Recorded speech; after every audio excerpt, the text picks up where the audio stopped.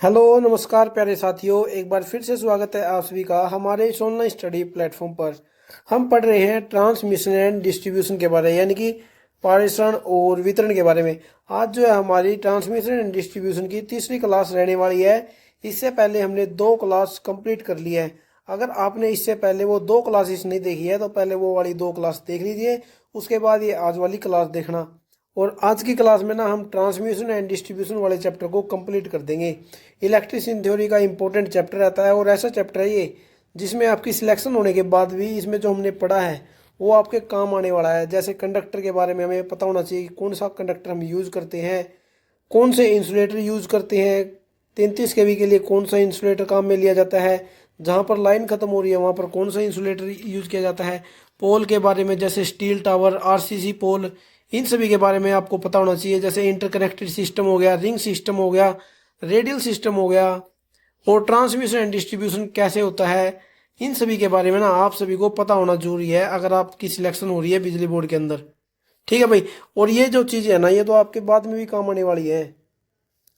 हम मान लेते हैं जैसे वो डीसी मोटर हो गया, डीसी जनरेटर वाले जो चैप्टर हैं वो इतने काम ना आते हो सिलेक्शन के बाद, लेकिन जो ट्रांसफार्मर वाला चैप्टर हो गया, ट्रांसमिशन डिस्ट्रीब्यूशन वाले चैप्टर हो गए, केबल एंड वायरिंग वाले जो चैप्टर होते हैं वो जो है सदाबहार चैप्टर होते हैं, हमेशा काम आते हैं। आपकी जॉब लगने के बाद भी आपके काम आने वाले चैप्टर है ये। इसलिए इन सभी चैप्टर को अच्छे तरीके से पढ़ना, जो भी मैं पढ़ा रहा हूँ सभी चीज़ों के नोट्स बनाते रहना ताकि बाद में आपको कोई प्रॉब्लम ना आए जब एग्ज़ाम नज़दीक हो। ठीक है भाई। आज शुरुआत करेंगे इंसुलेटरों से, क्योंकि कल हमने कंडक्टर के बारे में कंप्लीट पढ़ लिया था। इसलिए आज जो है हम इंसुलेटर से स्टार्ट करेंगे अपनी आज की क्लास को। विद्युत रोधक। विद्युत रोधक कहाँ पर यूज किए जाते हैं? देखिए जैसे ये पोल हो गया, पोल के ऊपर क्या लगाई जाती है? क्रॉस आर्म लगाई जाती है। अब क्रॉस आर्म के ऊपर तो कंडक्टर सीधा रख नहीं सकते, क्योंकि अगर हमने इस क्रॉस आर्म के ऊपर कंडक्टर को डायरेक्ट रख दिया तो क्या है, वो जो करंट है वो इस पोल में से होकर गुजरने लग जाएगा। इसलिए इस पोल से और इस क्रॉस आर्म से कंडक्टर को दूर करने के लिए इसके ऊपर इंसुलेटर लगाए जाते हैं। कुछ इंसुलेटर ऊपर की ओर लगाए जाते हैं, कुछ इंसुलेटर नीचे की ओर लगाए जाते हैं। अभी आगे पढ़ेंगे कौन से इंसुलेटर ऊपर लगाए जाते हैं और कौन से इंसुलेटर जो है नीचे लटकाए जाते हैं नीचे की ओर, उन सभी के बारे में आगे पढ़ेंगे। उससे पहले हम जान लेते हैं कि विद्युत रोधक के अंदर क्या क्या गुण होने चाहिए। सबसे पहले तो भाई ये इनके मैकेनिकल स्ट्रेंथ ज़्यादा होनी चाहिए, यानी कि मैकेनिकल मजबूत होने चाहिए, यांत्रिक। डाई इलेक्ट्रिक स्ट्रेंथ भी इनकी ज़्यादा होनी चाहिए। कौन सी? Die electric.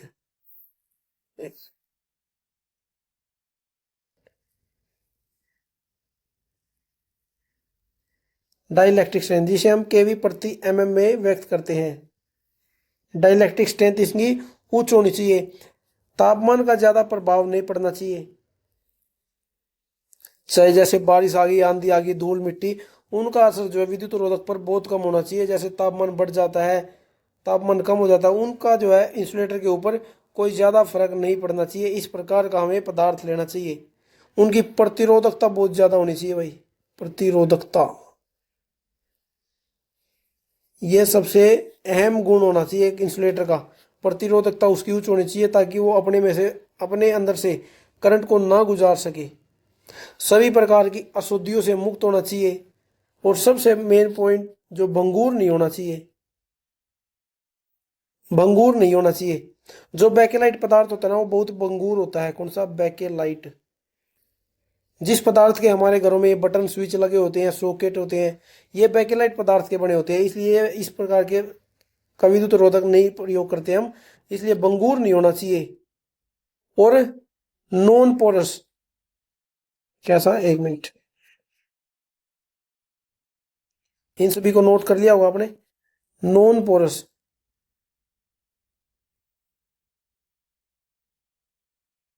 कैसा होना चाहिए? नॉन पोरस पदार्थ होना चाहिए, यानी कि असरंध्र, दरारों से मुक्त होना चाहिए। दरार नहीं आई होनी चाहिए उसके अंदर। ठीक है भाई। कोई अशुद्धि नहीं होनी चाहिए। और उच्च सापेक्षशीलता होनी, उच्च पारगम्यता होनी चाहिए उसकी। कैसी? उच्च सापेक्ष पारगम्यता कम होनी चाहिए। क्योंकि पारगम्यता क्या होती है? विद्युत जहां से अच्छे तरीके से गुजरे उसको जो है चालकता ही कह सकते हैं। पारगम्यता को भी क्या कह सकते हैं? विद्युतशीलता हम कहते हैं। इसलिए ये कैसी होनी चाहिए? ये तो कम ही होनी चाहिए इंसुलेटर के अंदर, ज़्यादा नहीं होनी चाहिए पारगम्यता। इसलिए सापेक्ष पारगम्यता कैसी होनी चाहिए, एक इंसुलेटर के अंदर कम होनी चाहिए ताकि उसके अंदर से करंट ना गुजरे। ठीक है भाई, इतना आपको समझ आ गया होगा। भंगुर नहीं होना चाहिए, तापमान को सहनशील करने वाला होना चाहिए, प्रतिरोधकता उच्च होनी चाहिए, डाई इलेक्ट्रिक स्ट्रेंथ भी इसकी हाई होनी चाहिए जिसे हम केवी प्रति एमएम में डिनोट करते हैं, और नॉन पोरस होना चाहिए, दरारों से मुक्त होना चाहिए, सापेक्ष पारगम्यता इसकी कम होनी चाहिए। ठीक है भाई, इतना आपको समझ आ गया होगा। इंसुलेटर जो है 5 प्रकार के होते हैं, जैसे pin insulator, disc insulator, disc या फिर सस्पेंशन भी हम इसे कह सकते हैं, strain insulator, shackle insulator, stay insulator. ये 5 तरीकों के जो है इंसुलेटर होते हैं, सभी के बारे में विस्तार से पढ़ते हैं। सबसे पहले पढ़ेंगे पिन इंसुलेटर के बारे में। पिन इंसुलेटर की जो मैक्सिमम सहनशील वोल्टेज है वो होती है 33 केवी, यानी कि पिन इंसुलेटरों को केवल 33 केवी वोल्टेज तक ही हम यूज़ करते हैं। इनसे ऊपर की वोल्टेज के लिए हम पिन इंसुलेटर का प्रयोग नहीं करते। इसमें जो डिस्क होती है, डिस्क की संख्या वोल्टेज के अनुसार रखी जाती है। डिस्क किस तरीके से बना होता है, इस तरीके से, ये नीचे की ओर झुके रहते हैं, इनका झुकाव रहता है। ठीक है भाई,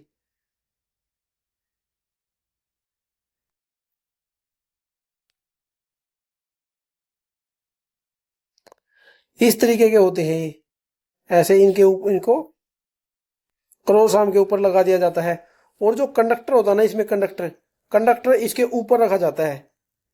कहां पर, पिन इंसुलेटर के ऊपर कंडक्टर को रखा जाता है, और इस पिन इंसुलेटर को इस क्रॉस आर्म के ऊपर की ओर लगाया जाता है। ठीक है भाई, इतना आपको ध्यान रखना है। और जो पिन इंसुलेटरों का जो सुरक्षा गुणांक होता है, जो सेफ्टी फैक्टर होता है, वो 10 होता है। कितना होता है, सेफ्टी फैक्टर होता है 10। देखिए, जो इंसुलेटर होता है ना, इंसुलेटर का ये सुरक्षा गुणांक का फॉर्मूला क्या होता है, सुरक्षा गुणांक सुरक्षा गुणांक का फॉर्मूला होता है पंचर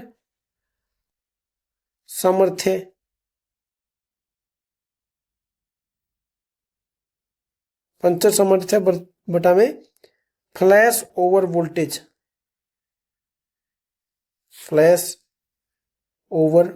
वोल्टेज,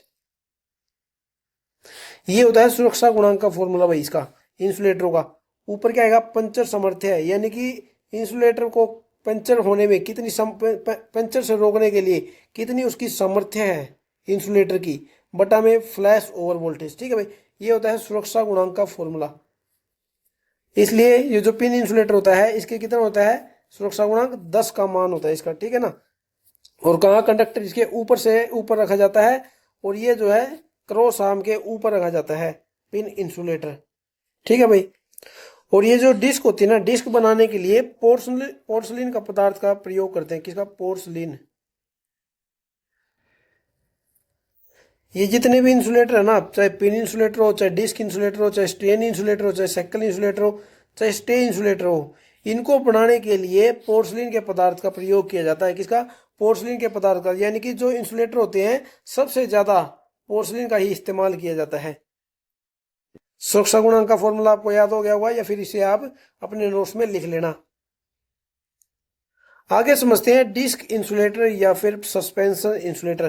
क्या कहते हैं इनको, सस्पेंशन भी कह सकते हैं या फिर डिस्क इंसुलेटर भी कहते हैं। इन्हें कितनी वोल्टेज के लिए यूज करते हैं, 33 केवी से लेकर 765 केवी के लिए, 33 केवी से 765 केवी के लिए। और इन्हें का रखा कहाँ जाता है, मान लीजिए ये पोल हो गया, वैसे 33 केवी से ऊपर तो कौन से टावरों का इस्तेमाल किया जाता है, कौन से, स्टील टावरों का।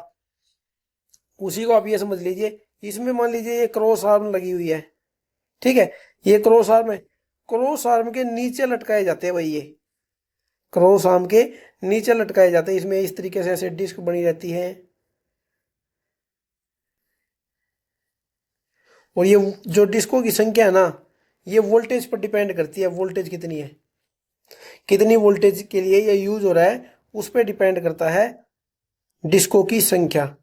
ठीक है भाई, और इसमें जो कंडक्टर होगा ना, वो कंडक्टर इनके नीचे से नीचे रखा जाता है, नीचे लटकाया जाता है इनका कंडक्टर जो। ठीक है ना, कलम की सहायता से। समझ आ गया होगा, जो क्रॉस आर्म है ना, क्रॉस आर्म के नीचे लटकाया जाता है सस्पेंशन इंसुलेटर को, और जो कंडक्टर होता है वो नीचे की ओर बांधा जाता है इस सस्पेंशन इंसुलेटर के। और कितने के 33 से 765 केवी के लिए इनका इस्तेमाल किया जाता है। और जो इसमें ये एक डिस्क बनाई जाती है ना, ये डिस्क 11 केवी की फेज वोल्टेज के लिए तैयार की जाती है। किसके लिए? 11 केवी की फेज वोल्टेज के लिए यूज की उस पर बनाई जाती है। लाइन वोल्टेज की बात नहीं कर रहा हूँ, यहाँ पर फेज वोल्टेज की बात हो रही है, क्योंकि यहाँ पर हर एक फेज पर अलग इंसुलेटर लगे होते हैं। और जो हम बात करते हैं ना, ये 33 केवी, 765 केवी, 220 केवी, 132 केवी, ये होती है लाइन वोल्टेज, होती है लाइन वोल्टेज।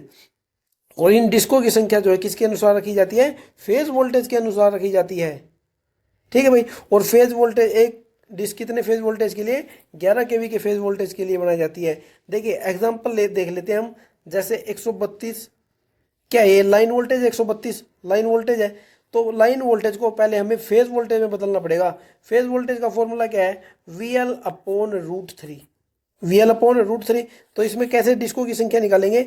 132/√3, और इसको 11 से डिवाइड कर देंगे, क्योंकि एक जो डिस्क है वो फेज वोल्टेज के लिए बनी है। अब जितना यहाँ से सोल्व करने के बाद आएगा उसमें +1 कर देना, तो उसमें हम इतनी डिस्क लगाते हैं उस वोल्टेज के लिए। ठीक है भाई, समझ आ गया होगा। देखिए एक बार फिर से बताता हूँ। मान लीजिए 132 केवी वोल्टेज है, वो लाइन वोल्टेज होती है, और ये एक डिस्क फेज वोल्टेज के लिए बनाई गई है। अब तो इसको पहले हमें फेज वोल्टेज में बदलना पड़ेगा, लाइन वोल्टेज को। लाइन वोल्टेज का इसका फेज वोल्टेज का फॉर्मूला आपको सभी को पता है, VPH = VL/√3 होता है। वही फॉर्मूला जो है यहाँ पर यूज किया गया है। अब इतनी जितनी वोल्टेज आ जाएगी यहाँ, इसको सोल्व करने के बाद क्या है? फेज वोल्टेज आ जाएगी। जितनी भी आएगी उसको हम 11 से डिवाइड कर देंगे, तो हमारे पास डिस्कों की संख्या आ जाएगी। और अगर उसमें +1 कर देना, उतनी जो उसके अंदर डिस्क लगी पाएंगी आपको। ऐसा ही 220 वोल्टेज के लिए होगा, 220 केवी के लिए, ऐसा ही 765 केवी के लिए होगा। यानी कि जो डिस्को की संख्या है वो वोल्टेज के ऊपर डिपेंड करती है। और वोल्टेज कौन सी? Phase voltage. ठीक है भाई। अब आगे चलते हैं, आगे समझते हैं स्ट्रेन इंसुलेटर को। स्ट्रेन इंसुलेटर कौन से इंसुलेटर होते हैं? जो स्ट्रेन इंसुलेटरों का प्रयोग वहां पर किया जाता है जहां पर लाइन खत्म हो रही हो, लाइन खत्म हो गई जहां पर, या फिर मोड़ आ गया जहां पर हमें कंडक्टर को घुमाना पड़ गया, वहां पर किस इंसुलेटर का प्रयोग किया जाता है? स्ट्रेन इंसुलेटर का प्रयोग किया जाता है। और जहां सड़क क्रॉसिंग के वहां पर भी, सड़क क्रॉसिंग के वहां पर भी जो है स्ट्रेन इंसुलेटरों का इस्तेमाल करते हैं। और कहां पर? रेलवे लाइन, यानी कि रेलवे लाइनों को क्रॉस कर रहे हैं, किसी नहर को क्रॉस कर रहे हैं, वहां पर कौन से इंसुलेटर का प्रयोग किया जाएगा? स्ट्रेन इंसुलेटर का प्रयोग किया जाएगा। देखिए स्ट्रेन इंसुलेटर किस तरीके के होते हैं? एक मिनट।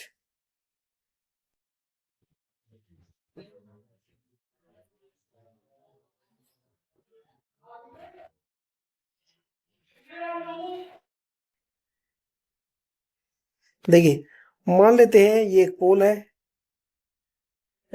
और पोल के ऊपर क्या है? एक क्रॉस आर्म लगी हुई है। तो जो यहाँ पर लटकाए, यहाँ पर बांधे जाते हैं, ऐसे तिरछे होते हैं वो, यानी कि देखिए। और जो कंडक्टर है वो यहाँ पर जो है आगे की ओर बांध दिया जाता है।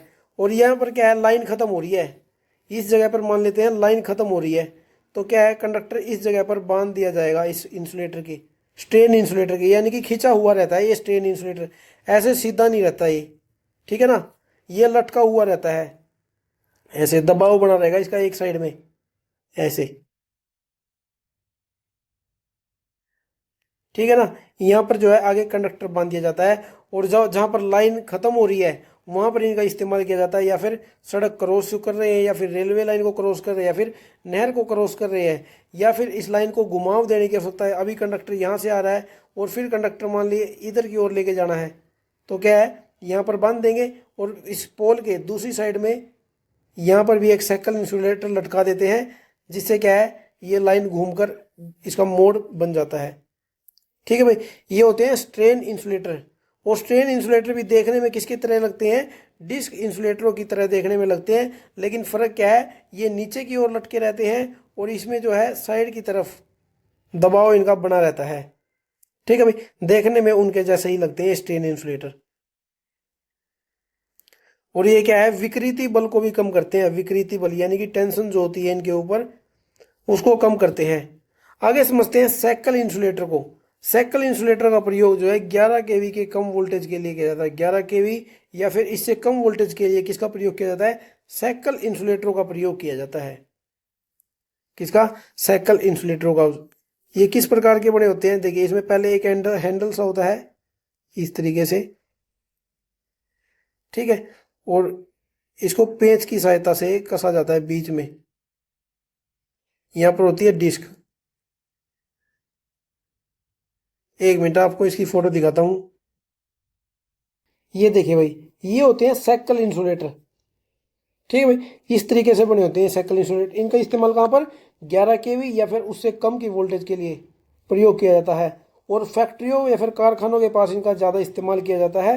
लाइन के शुरू में और लाइन के अंत में इनके ऊपर जो है केबल को, उसको कंडक्टर को बांध दिया जाता है। इनमें जो यहाँ पर ये बना हुआ है, यहाँ पर क्या है, यहाँ से कंडक्टर को गुजारा जाता है। तो भाई, ये होते हैं सैकल इंसुलेटर। इनमें इन्हें हम वर्टिकल भी यूज कर सकते हैं और हॉरिजॉन्टल भी, वर्टिकल भी और हॉरिजॉन्टल भी इन्हें यूज कर सकते हैं हम। और जो ये स्ट्रेन इंसुलेटर है ना, इनकी जो वोल्टेज सीमा है वो इनके 11 केवी के लिए भी इस्तेमाल किए जाते हैं। 11 केवी में अलग तरीके के होते हैं, 33 केवी के लिए भी, 132 केवी में भी इनका प्रयोग किया जाता है। जहां पर भी लाइन को घुमाव देने की आवश्यकता है ना, वहां पर स्ट्रेन इंसुलेटर का इस्तेमाल होगा। चाहे वो 11 केवी की लाइन हो, चाहे वो 33 केवी की लाइन हो, चाहे कितनी भी लाइन हो। ठीक है भाई, लाइन को घुमाव देने के लिए, लाइन का जहां पर खत्म हो रही है वहां पर, सड़क क्रॉसिंग में या फिर रेलवे, हर जगह पर स्ट्रेन इंसुलेटर का इस्तेमाल किया जाता है। अब आगे समझते हैं स्टे इंसुलेटर या फिर एग इंसुलेटर भी हम इसे कहते हैं। स्टे या फिर एग इंसुलेटर इसे कहा जाता है। और ये लगता कहाँ पर है? मान लीजिए ये पोल है, पोल को सपोर्ट देने के लिए हमने एक स्टे वायर लगाई है। ये क्या है? यहाँ इसे जमीन में गाड़ा जाता है। एक मिनट,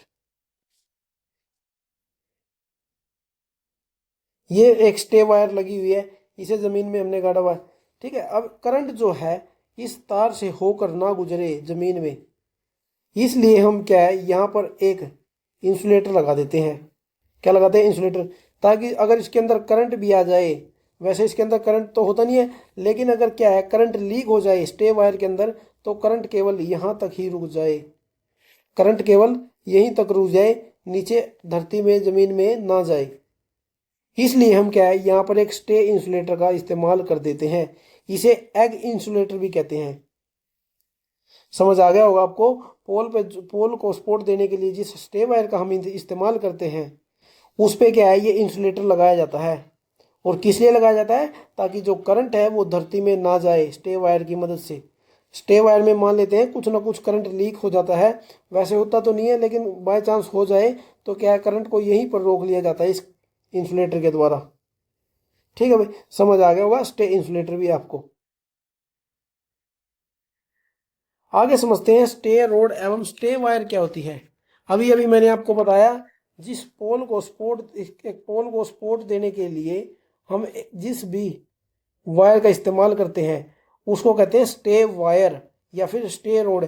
अब पोल को क्यों सपोर्ट देते हैं? हम पोल को हर हर पोल को सपोर्ट देने की आवश्यकता नहीं होती है भाई। क्यों? देखो, मान लेते एक यहां से, इधर से तार आई, इधर से एक तार इधर से आई, ठीक है, और वो आगे की ओर चली गई। क्या है? आगे की ओर चली गई। तो इस कंडीशन में जो पोल है ना, पोल पर दोनों तरफ से दबाव बना समान रहता है। इतना ही दबाव इधर की साइड रहेगा, इतना ही दबाव जो है आगे की साइड रहता है। इसलिए ऐसे पोलों को सपोर्ट देने की आवश्यकता नहीं होती है। लेकिन मान लेते हैं ये पोल है, इस पोल पर इधर केवल इधर से लाइन आई है, इधर से ही लाइन आई है, तो इसका जो दबाव है इधर की ओर बना रहेगा जहां से लाइन आ रही है। यानी कि अगर इसमें एक तरफ से झुक झुक बल लगेगा, बस केवल इसी साइड से बल लग रहा है, तो क्या है, इस कंडीशन में ना पोल इधर की ओर ही झुक जाता है जहां पर बल लगता है। अगर हम स्टे वायर या फिर स्टे रोड का इस्तेमाल नहीं करेंगे तो पोल झुक सकता है एक तरफ। इसलिए हम क्या करते हैं, इसके जो दूसरी तरफ है, इसके दूसरी तरफ हम स्टे वायर या फिर स्टे रोड का इस्तेमाल कर देते हैं, ताकि पोल झुके ना, सीधा ही खड़ा रहे। ठीक है, स्टे रोड का इस्तेमाल कहाँ करते हैं पता चल गया होगा, जहां केवल एक ही तरफ बल लग रहा है, एक ही तरफ फोर्स लग रहा है पोल के ऊपर, लेकिन जहाँ पर दोनों तरफ से तार आ रही है और जा रही है, वहाँ पर हमें स्टे वायर या फिर स्टे रोड का इस्तेमाल करने की आवश्यकता नहीं है। केवल वहीं पर करेंगे जहाँ पर जो है फोर्स एक तरफ लग रहा है। और फोर्स एक तरफ कब लगेगा? जब लाइन एक तरफ से आ रही है और दूसरी तरफ से नहीं जा रही है। लाइन जहाँ पर समाप्त हो रही है ना, जहाँ पर लाइन समाप्त हो जाती है या फिर लाइन को मोड़ देने की आवश्यकता होती है, वहीं पर केवल स्टे रोड का इस्तेमाल किया जाता है। उम्मीद है आप सभी को स्टे रोड और स्टे वायर समझ आ गया होगा। अब आगे समझते हैं गार्डिंग क्या होती है। गार्डिंग ना लाइनों के नीचे खींची बनाई जाती है। ये पोल हो गया, पोल के ऊपर हमने क्रॉस आर्म लगा दी, क्रॉस आर्म के ऊपर हमने इंसुलेटर लगा दिए, इंसुलेटर के ऊपर जो है कंडक्टर चले गए ऐसे। ठीक है। अब ये कंडक्टर कोई फॉल्ट होने की वजह से टूट कर नीचे ज़मीन में ना गिर जाए, इसलिए क्या करते हैं, इनके नीचे एक गार्डिंग बना देते हैं तारों की। क्या बना देते हैं? गार्डिंग पूरी लाइन के नीचे। एक मिनट, ऐसे गार्डिंग बना देते हैं पूरी लाइन के नीचे, ताकि अगर कोई हादसा हो भी जाए, अगर कोई तार टूट भी जाए तो तार टूटकर नीचे ना पड़े, इस गार्डिंग के ऊपर पड़ जाए। और ये गार्डिंग क्या है? गार्डिंग प्रॉपर तरीके से अर्थ रहती है, अर्थ की जाती है, ताकि अगर कोई फॉल्ट आ जाए, कोई तार इसमें टूट के पड़ जाए तो करंट नीचे ज़मीन में चला जाए और लाइन क्या है, ट्रिप हो जाए। अर्थ फॉल्ट के द्वारा लाइन ट्रिप हो जाती है। ठीक है, इसलिए हम गार्डिंग का इस्तेमाल करते हैं। गार्डिंग जो है पूरी लाइनों पर नहीं की जाती, गार्डिंग कहाँ पर, शहरों वाले एरिया में ज़्यादातर की जाती है। और 33 केवी और 11 केवी के लाइनों के लिए के नीचे ही इनका इस्तेमाल करते हैं गार्डिंग का। 33 केवी या फिर 11 केवी की जो लाइनें होती है शहरों के में, या फिर लाइन उसको नहर को क्रॉस कर रही है, नहर को क्रॉस कर रही है, रेलवे लाइन को क्रॉस कर रही है, और जो लाइन सड़क के किनारे खींची जाती हैं, उनके नीचे हम क्या है, गार्डिंग का इस्तेमाल करते हैं। समझ आ गया होगा आपको गार्डिंग भी क्या होती है। अब आगे समझते हैं हम सैग क्या होता है। सैग यानी कि झोल क्या होता है। जब दो कंडक्टरों के बीच में ज़्यादा झुकाव बल आ जाता है, दो मान लेते हैं कि ये दो पोल हो गए, इन दो पोलों के बीच की कुछ दूरी है और कंडक्टर जो है इन दोनों पोलों के बीच में ऐसे झूल रहा है, तो क्या है, जहाँ पर ये बांधे गए हैं, जहाँ पर ये दोनों, यहाँ पर ये कंडक्टर बांधा गया है, वहाँ से लेकर इसके जो न्यूनतम दूरी होती है, इस बीच की दूरी को क्या कहते हैं, सैग कहते हैं। क्या कहते हैं? सैग। देखिए फिर से बताता हूँ। मान लीजिए दो पोल हैं, उनके बीच की कुछ दूरी है, ठीक है, और उन पोल पर एक एक कंडक्टर बांधा गया है, उन पोल पर एक एक कंडक्टर बांधा गया है।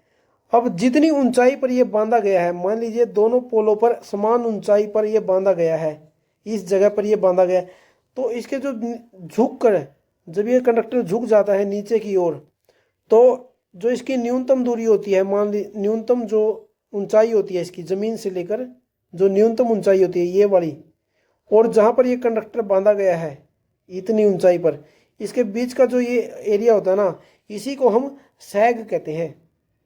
क्या कहते हैं? झोल कहते हैं। यानी कि सिरों पर लाइनों का न्यूनतम बिंदु तथा जिस बिंदु पर चालक बंधे हो उनके बीच की ऊर्ध्वाधर दूरी को ही झोल या फिर सैग कहते हैं। और जब दोनों पोलों पर कंडक्टर समान ऊंचाई पर बांधे हो ना, मान लीजिए इस पे भी 5 मीटर की ऊंचाई पर कंडक्टर बांधा गया है और इस पोल पर भी 5 मीटर की ऊंचाई पर यह कंडक्टर बांधा गया है, तब जो न्यूनतम बिंदु होगा ना, वो जो न्यूनतम बिंदु है, ये न्यूनतम बिंदु बिल्कुल बीचों बीच बनेगा कंडक्टर के। कहाँ पर? बिल्कुल बीचों बीच बनता है कंडक्टर के ये झोल या फिर सैग। और सैग को निकालने का ना एक फॉर्मूला भी होता है, सैग WL/8T, ये फॉर्मूला होता है सैग को निकालने का। W क्या है यहाँ पर? W कंडक्टर का वेट है प्रति metre weight of conductor. L² क्या है? दोनों पोलों के बीच की दूरी, दोनों पोलों के बीच की दूरी। और T क्या है यहाँ पर? तनाव शक्ति यानी कि टेंशन पावर। समझ आ गया होगा आपको। अब जो झोल है, जो सैग है ना, इसको कुछ कारक है जो प्रभावित करते हैं, जैसे चालक का वेट, चालक का वेट, इस फॉर्मूले से ही पता चल रहा है जो सैग है वो वेट उसको वेट पर डिपेंड करता है। जितना ज़्यादा वेट होगा कंडक्टर का उतना ज़्यादा ही सैग होता है। यानी कि हम यहाँ से क्या समझे कि जितना ज़्यादा चालक का वेट होगा उतना ही ज़्यादा क्या वो नीचे की ओर झुकेगा। एल स्क्वेयर, यानी कि एल स्क्वेयर क्या है, दोनों पोल के बीच की दूरी, यानी कि जितनी ज़्यादा दूरी दोनों पोल के जितनी ज़्यादा दूरी उतनी ही ज़्यादा सैग, उतना ही ज़्यादा झोल खाएगा नीचे की ओर। और ये तो बराबर नहीं है, ये जो सैग है वो समानुपाती है एल स्क्वेयर के, यानी कि जितनी ज़्यादा लंबाई उतना ही ज़्यादा सैग। और टेंशन के क्या है, सैग व्युत्क्रमानुपाती है 1/T। अब तनाव कैसे कैसे डिपेंड होगा, तनाव होगा टेम्परेचर पर डिपेंड। तनाव किस पर डिपेंड होगा, टेम्परेचर पर। देखिए टेम्परेचर पर कैसे डिपेंड करता है, जब गर्मियां होती है ना, जब गर्मियां होती हैं तब तापमान ज़्यादा होता है, तो जब गर्मियां ज़्यादा होती हैं तो तनाव कम हो जाता है। क्या हो जाता है, तनाव कम हो जाता है। गर्मियों में जब टेम्परेचर ज़्यादा होता है तब तनाव कम होता है, और जब तनाव कम होता है, ये व्युत्क्रमानुपाती है, जब तनाव कम है तो सैग ज़्यादा है, जब तनाव कम है तो सैग ज़्यादा है। यानी कि गर्मियों के टाइम पर क्या होता है, गर्मियों के टाइम पर ये जो तार है ये ज़्यादा झूल जाते हैं नीचे की ओर, ज़्यादा झूल जाते हैं, क्योंकि तापमान बढ़ जाता है, तापमान बढ़ जाता है, तनाव कम हो जाता है, तनाव कम हो गया तो झोल बढ़ जाता है। और मान लेते हैं जब सर्दी आ जाती हैं, जब सर्दियां आ जाती है तब क्या होता है, तनाव बढ़ जाता है, तनाव बढ़ जाता है। इसका एग्जांपल ले सकते हैं हम अपने शरीर से ही। जब सर्दी आ जाती है तो हमारी मांसपेशियां क्या है, सिकुड़ जाती हैं, यानी कि हमारा जो शरीर है वो अकड़ा अकड़ा सा हो जाता है, तो क्या है, तनाव आ जाता है हमारे शरीर में, तनाव बढ़ जाता है, जिसके कारण झोल कम हो जाता है। अगर टेंशन ज़्यादा है सर्दियों के अंदर, यानी कि तनाव ज़्यादा है, तो सैग कम हो जाता है। यानी कि जब सर्दी आएंगी तो यही कंडक्टर जो है ऐसे ऊपर की ओर चला जाता है। ठीक है, उम्मीद है आप सभी को सैग अच्छे तरीके से समझ आ गया होगा। अब बात करते हैं चालकों के बीच की दूरी के, चालकों के बीच की दूरी।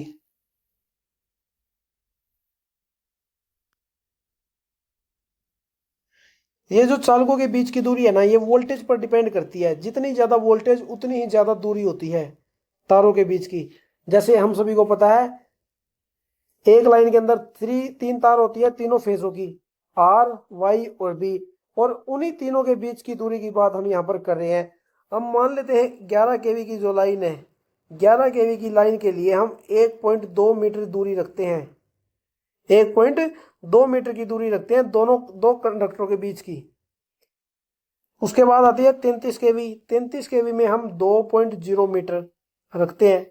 उसके बाद आती है 66 kV, 66 kV में हम 2.5 मीटर। उसके बाद आती है 132 kV, 132 में रखी जाती है 3.5 मीटर की दूरी। उसके बाद आती है 220 kV, 220 kV में हम 6 मीटर की दूरी रखते हैं। कितनी, 6 मीटर की दूरी रखते हैं। 220 के बाद आती है 400 kV, कितनी, 400 kV, और 400 kV में हम रखते हैं 11.5। ठीक है भाई, और उसके बाद कितनी, 765 kV, 765 में रखते हैं हम 14 मीटर की दूरी। इस चीज का चाहे तो आप स्क्रीनशॉट ले लीजिए, चाहे आप इसे अपने नोट्स में लिख लीजिए, क्योंकि बहुत ही इंपॉर्टेंट पॉइंट है। क्या पता कौन सा सवाल पूछ ले एग्जाम में कि 132 की केवी की लाइन में कितनी की दूरी होती है दो कंडक्टरों के बीच की।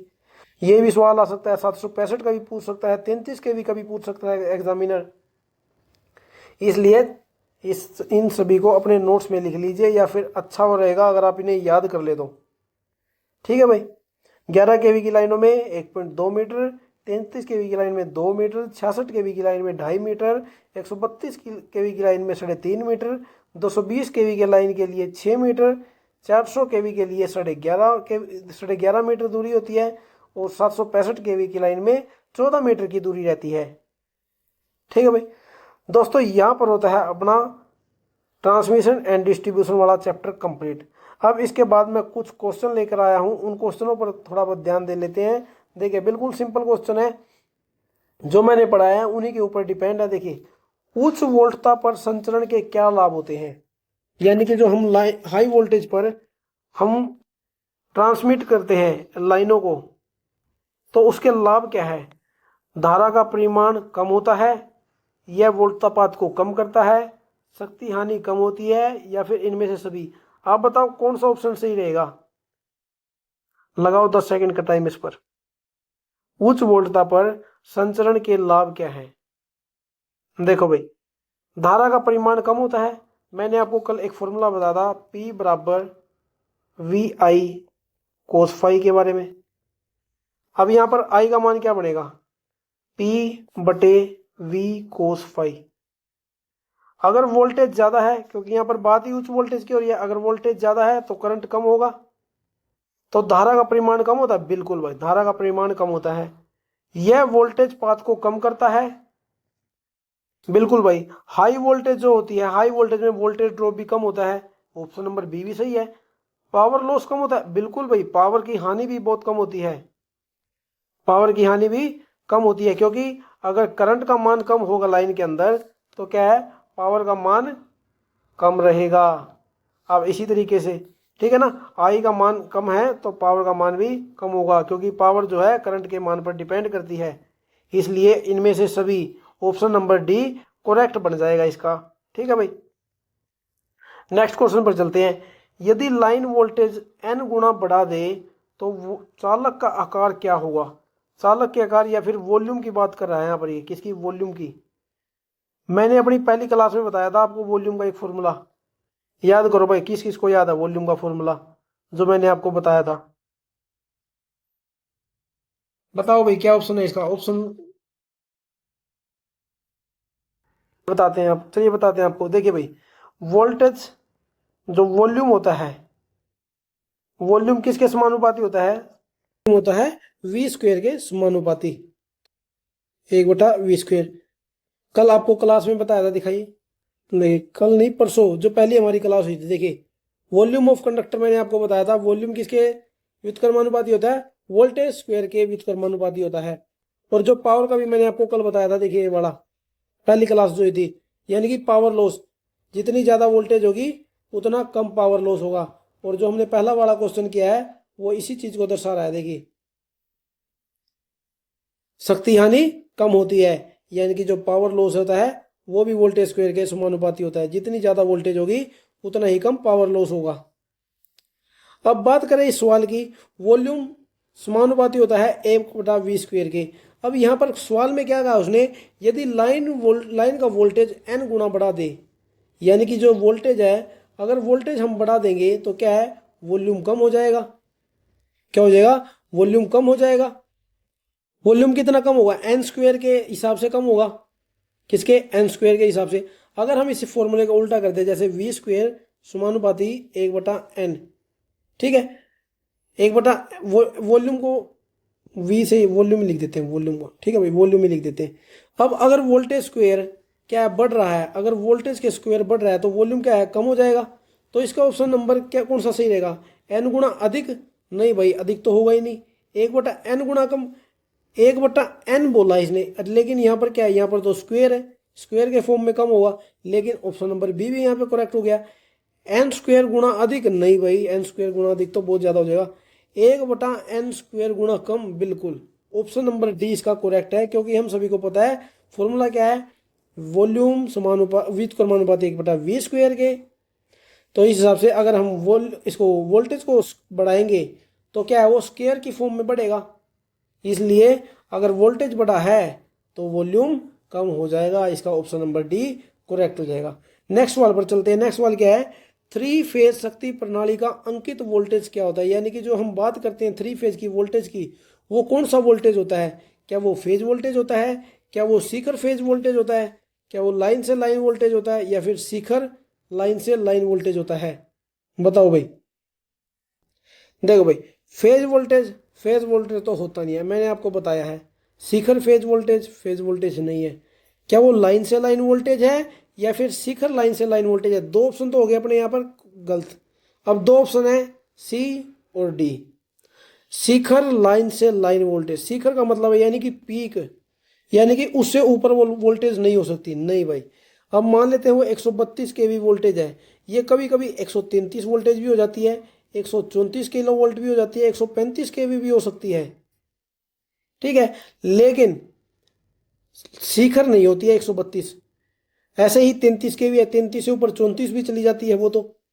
इसलिए शिखर नहीं होती है, ये होती है लाइन से लाइन वोल्टेज, लाइन से लाइन वोल्टेज। इस क्वेश्चन का ऑप्शन नंबर सी करेक्ट है, लाइन से लाइन वोल्टेज। क्योंकि हम जब भी बात करते हैं 132 केवी, 220 केवी, 33 केवी, तो हम लाइन वोल्टेज की ही बात करते हैं। और लाइन वोल्टेज क्या होती है? दो लाइनों के बीच की, दो फेजों के बीच की वोल्टेज होती है, ठीक है ना।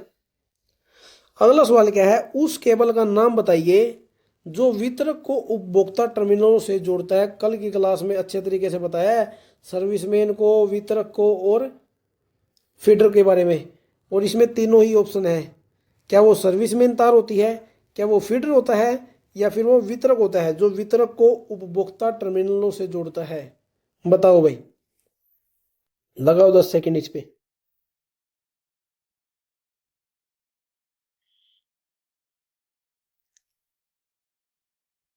देखो भाई, वो होती है सर्विसमैन जो वितरक को उपभोक्ता टर्मिनलों से जोड़ता है। कल भी मैंने आपको बताया था ये सवाल जो है एग्जाम में पूछा गया सवाल है कि वितरक को उपभोक्ता टर्मिनलों से कौन जोड़ता है? सर्विसमैन जोड़ता है। फीडर, फीडर तो पावर हाउस से निकली एक तार होती है, ठीक है, जो कि पूरे सभी उपभोक्ताओं को सप्लाई देती है, जो वितरक को जोड़ता है, ठीक है। वितरक अलग चीज, वितरक अलग होता है, ठीक है। जो वितरक क्या होता है? वितरक और उपभोक्ताओं को टर्मिनल को जोड़ता है, सर्विसमैन जोड़ती है। नेक्स्ट क्वेश्चन क्या है, एसीएसआर का पूरा नाम। कल भी बताया था कि एग्जाम में आया हुआ क्वेश्चन है एसीएसआर का पूरा नाम। और क्या पता कितनी बार आ चुका है, बताओ भाई। एल्यूमिनियम ताम्र स्टील प्रबलित, सभी ताम्र स्टैंडर्ड प्रबलित, सभी ताम्र स्टील प्रबलित चालक, एल्यूमिनियम करोड़ स्टील प्रबलित। बताओ भाई। देखिए, एल्यूमिनियम ताम्र, ताम्र कहाँ से आ गया? कॉपर की तो बात ही नहीं हो रही है यहाँ पर, तो ऑप्शन नंबर ए तो पहले ही करेक्ट हो गया, ओ गलत हो गया, ठीक है ना। सभी ताम्र स्टैंडर्ड, ताम्र तांबे की तो बात ही नहीं है यहाँ पर। सभी ताम्र स्टील, ये भी गलत है। तो बचा क्या? Option number D. अगर आपको ना भी पता है तो कभी कभी ऑप्शन को आप करेक्ट गलत करेंगे, ऐसे ऑप्शन को काटते चलो, तो क्या अपने आप भी आपके आप पास सही आंसर आ जाता है। क्योंकि इन तीनों ऑप्शनों में तांबे का जिक्र किया गया है और तांबे की तो बात ही नहीं है एसीएसआर कंडक्टर में। इसलिए एल्यूमिनियम क्रोड स्टील प्रबलित, इंग्लिश में कहते हैं एल्यूमिनियम कंडक्टर स्टील राइनफोर्स्ड, इसलिए यहाँ पर ऑप्शन नंबर डी करेक्ट हो जाएगा। नेक्स्ट क्वेश्चन पर चलते हैं। नेक्स्ट क्वेश्चन क्या है, एसीएसआर चालक में स्टील तार का क्या कार्य होता है? क्या उसका कार्य उच्च वोल्टता सहन करने की क्षमता होता है, क्या कोरोना के प्रभाव को कम करता है, या फिर आंतरिक यांत्रिक सामर्थ्य प्रदान करता है, या फिर लाइन की धारिता बढ़ाकर शक्ति गुणांक सुधारता है? देखो भाई, चार ऑप्शन है आप सभी के सामने। क्या वो उच्च वोल्टता सहन करने की क्षमता रखता है? नहीं, स्टील से ज़्यादा तो जो चालकता है वो एल्यूमिनियम की ही होती है, इसलिए ए ऑप्शन नंबर ए तो सही नहीं है। क्योंकि अगर वो वोल्टेज ज़्यादा सहन करता तो हम सभी ही स्टील के कंडक्टरों का इस्तेमाल कर लेते। अगला ऑप्शन क्या है, कोरोना के प्रभाव को कम करता है? नहीं भाई, कोरोना प्रभाव को ये कम नहीं करता। अतिरिक्त यांत्रिक सामर्थ्य प्रदान करता है, बिल्कुल। ऑप्शन नंबर सी इसका करेक्ट रहेगा, आंतरिक यांत्रिक यांत्रिक सामर्थ्य प्रदान करता है। इसको इस्तेमाल ही इसीलिए किया जाता है ताकि ये कंडक्टर की यांत्रिक सामर्थ्य को बढ़ा दे।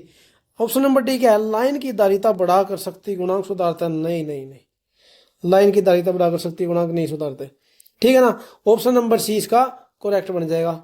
नेक्स्ट सवाल पर चलते हैं। अगला सवाल क्या है, सिरोपरि लाइनों में प्रयुक्त विद्युत रोधक सामान्यतः किस पदार्थ के बने होते हैं? ये तो आज की क्लास में बताया आपको। क्या वो पोर्सिलिन के बने होते हैं, क्या माइका के, कांच के, पीवीसी के, किस चीज के बने होते हैं? देखिए भाई, पीवीसी की, पीवीसी पोली विनाइल क्लोराइड, इसकी फुल फॉर्म क्या होती है? पोली विनाइल क्लोराइड। और ये क्या है, ये जो केबल होती है, जो फिर वायर होती है घरों में जो यूज की जाती है, उनके ऊपर जो है इंसुलेशन चढ़ाने के लिए हम पीवीसी का कार्य इस्तेमाल करते हैं। इसलिए इंसुलेटरों के रूप में तो इसका इस्तेमाल नहीं करते हैं। कौन से इंसुलेटर? जो तारों के इंसुलेटर की बात हो रही है यहाँ पर, सिरों पर ओवरहेड लाइन की, इनका इस्तेमाल तो वायर के इंसुलेशन के लिए किया जाता है। कांच का प्रयोग किया जाएगा? नहीं भाई, कांच का प्रयोग इसके अंदर नहीं भी है। माइका, माइका एक अच्छा इंसुलेटर पदार्थ होता है, लेकिन इसका प्रयोग कहाँ पर किया जाता है? जो इलेक्ट्रिक प्रेस होती है ना, विद्युत प्रेस, उसके अंदर इसका प्रयोग किया जाता है माइका। और माइका जो है पारदर्शी, पारदर्शी विद्युत रोधक होता है, पारदर्शी विद्युत रोधक। ठीक है भाई। ऑप्शन नंबर है पोर्सलिन। पोर्सलिन जो है एक अच्छा इंसुलेटर पदार्थ होता है, सबसे अच्छा रहता है ये, इसलिए इनका प्रयोग जो है ओवरहेड लाइनों में विद्युत रोधक के रूप में इनका प्रयोग किया जाता है पोर्सलिन का। ठीक है भाई। पोर्सलिन क्या क्या है? एक डिस्क बना दी जाती है और इस डिस्क को ना, इसके ऊपर बाद में पॉलिश कर दी जाती है। ठीक है, पॉलिश करके ना इसे चिकना किया जाता है, ताकि जो बारिश आती है ना, बारिश के दिनों में इस पर पानी ना खड़ा हो, इसलिए इसको ना चिकना कर देते हैं। और इसके ऊपर से पानी क्या है, फिसल कर नीचे चला जाता है, इसलिए इन्हें चिकना करके रखा जाता है। अगले सवाल पर चलते हैं। अगला सवाल क्या है? सिरोपरी लाइन में चालक के आकार का चयन किस नियम के अनुसार करते हैं? कल की क्लास में आपको बताया, जब हम चालक पढ़े थे, क्या वो ओम के नियम की पालना करता? नहीं, ओम का नियम तो आप सभी ने बेसिक इलेक्ट्रिशियन वाले चैप्टर में पढ़ा है। लीनियर जो उन पर कंपोनेंट पर इस्तेमाल किया जाता है, ओम का नियम, केल्विन का नियम, फेराडे का नियम, फेराडे के हमने इलेक्ट्रोलाइसिस का भी नियम पढ़ा है फेराडे का, और विद्युत चुंबकीय यानी कि इलेक्ट्रोमैग्नेटिक का भी नियम पढ़ा है। तो उनके उसके अंदर तो हमने कुछ ऐसा पढ़ा नहीं था कि ओवरहेड लाइन का जो चालक का आकार इसके द्वारा चयन किया जाएगा। क्या वो केसीएल या फिर केवीएल, किरचॉफ करंट लॉ या फिर किरचॉफ वोल्टेज लॉ के अनुसार किया जाएगा? देखो भाई, हमने ओम नियम को भी पढ़ा है, हमने फेराडे नियम को भी पढ़ा है, केसीएल केवीएल को भी पढ़ा है, तो ये तीनों को ऑप्शन तो करेक्ट नहीं होंगे। ठीक है भाई, क्योंकि हमने ओम नियम में ऐसा कुछ पढ़ा नहीं है, ना फेराडे के नियम में ऐसा कुछ पढ़ा है, ना केसीएल। तो अपने आप ही ऑप्शन नंबर इसका ये बी, सॉरी यहाँ पर गलत लिखे हुए हैं नंबरिंग, तो ऑप्शन नंबर ये B, option number B, Kelvin का नियम, इसका ऑप्शन करेक्ट हो जाएगा। केल्विन के नियम के अनुसार क्या होता है? सिरों पर जो ओवरहेड लाइनें होती हैं, उनके चालक के आकार का चयन किया जाता है केल्विन के नियम के अनुसार। ठीक है भाई, इतने सवाल हमने आज की क्लास में किए हैं। आज जो है हमने ट्रांसमिशन एंड डिस्ट्रीब्यूशन वाला चैप्टर अपना कंप्लीट कर लिया है। ठीक है भाई। देखो इस चैप्टर में ना एक चीज पढ़नी रहेगी हमारे भाई, क्या? डैम्पर्स। डैम्पर्स, ये चीज पढ़नी रहेगी। डैम्पर देखिए क्या होते हैं? जो ओवरहेड लाइनें होती है ना, उसमें कंपन को रोकते हैं। ये ओवरहेड लाइन की जो कंपन होता है उनको रोकते हैं। देखिए कैसे होते हैं ये डैम्पर्स, ये जो दिख रहे हैं आपको, ये होते हैं डैम्पर्स। डंबल के आकार के होते हैं ये डैम्पर्स। ये क्या है? ये लाइनों को कंपन करने से रोकते हैं। ये 132 केवी वोल्टेज, 66 केवी की जो वोल्टेज होती है, या फिर 66 केवी से ऊपर की जितनी वोल्टेज होती है ना, जितनी वोल्टेज की लाइनें होती है, उन सभी में डैम्पर्स का इस्तेमाल किया जाता है। किसका इस्तेमाल किया जाता है? डैम्पर्स का इस्तेमाल किया जाता है। डैम्पर्स जो है डंबल के आकार के होते हैं, और कहाँ पर लगाए जाते हैं? जो इंसुलेटर, जो पोल होते हैं ना, पोल के जो इंसुलेटर होते हैं, इंसुलेटरों के पास इन्हें लगाया जाता है, यहाँ पर इन कंडक्टरों के ऊपर। और इनका कार्य क्या होता है? ये कंपन को रोकते हैं, कंपन को।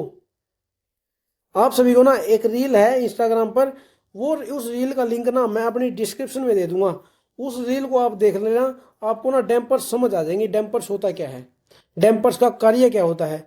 एक रील है, उसका जो लिंक है ना मैं इंस्टाग्राम इस पे डिस्क्रिप्शन में दे दूंगा, वहां से आप जाकर देख सकते हैं कि डैम्पर्स जो है किस तरीके से कार्य करते हैं, क्या उनका कार्य होता है। ठीक है भाई, क्योंकि देखने से हमें ज़्यादा पता लगता है, ज़्यादा समझ आता है। अगर मैं आपको समझा दूँ ये कंपन को रोकते हैं, आपको समझ नहीं आएगा जब तक आप प्रैक्टिकल नहीं देखोगे। प्रैक्टिकल आप उस रील में देख लेना, आपको समझ आ जाएगा कि डैम्पर्स का असली कार्य क्या होता है। ठीक है भाई, हमारा ट्रांसमिशन एंड डिस्ट्रीब्यूशन वाला चैप्टर यहाँ पर कंप्लीट हो चुका है, पारेषण और वितरण। ठीक है भाई, आज की क्लास में करते हैं इतना ही, मिलते हैं नेक्स्ट क्लास में।